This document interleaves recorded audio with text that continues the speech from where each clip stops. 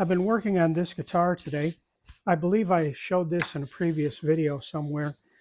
This is a small body instrument, around 14 inches, um, black walnut back and rim with an eastern white pine top in it. This instrument is specifically designed to operate at low tension. Probably get into that a little bit more in another video. But at any rate, I got this far and I got a neck blank made up here and got a fingerboard tapered for it.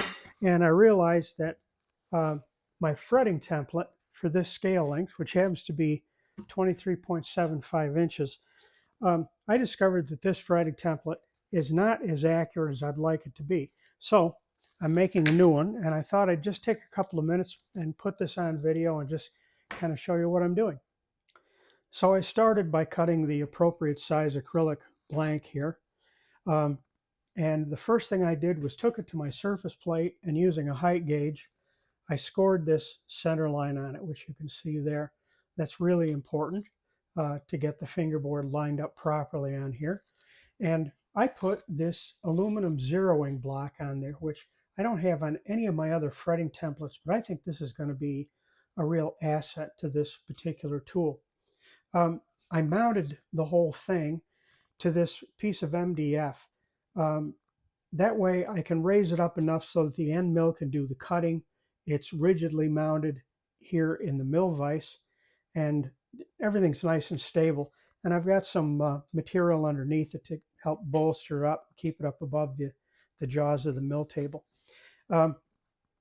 So operating on the y-axis, front to back, I have to stop each cut at a certain depth. That's not terribly important, but I wanted that fairly automated so that it looks pretty professional.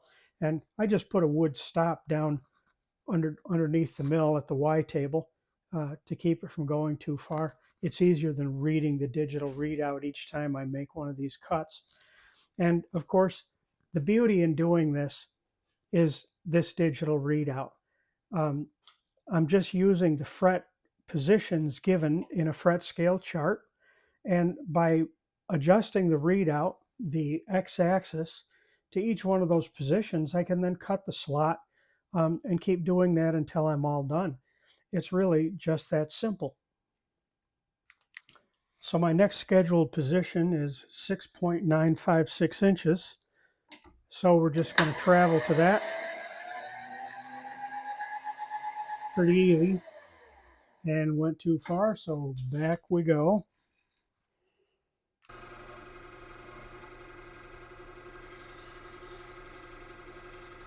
Or I can just go in and make my cut, and the table is going to stop when it hits that wooden stop that I put in. And now it's just a matter of find the next position, rinse and repeat. Well, I finished all of the milling necessary for this, and I put these two rails on here. These are important. They serve a function. Once the fingerboard is double face taped into this thing, and that's done in accordance with the center line, but these rails allow this thing to lay in the tool and travel back and forth without the arching of the fingerboard interfering and causing it to rock back and forth. Just makes everything nice and flat and straight so that it travels through the operation nice and evenly. I don't remember whether I mentioned earlier, these are just 1/8-inch slots in here. So they'll correspond to any piece of 1/8-inch rod that you might use to make a registration pin out of. So there it is. It's really a pretty simple device to make up. Well, I'm thinking that this video today has been higher in entertainment value than it has in instructive value, because I know that a lot of folks don't have the benefit of equipment like this to work with. So still, I hope that you got something out of this.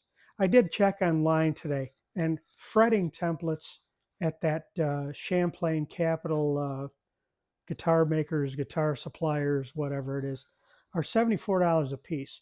And at that price, that's enough to make me want to figure out all kinds of ways to make this stuff. So anyway, that's what's going on in the shop today. Thanks for watching. Kevin Ledoux, the Pragmatic Luthier.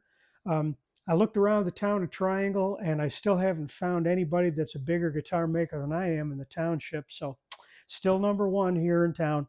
Thanks for watching. See you again sometime.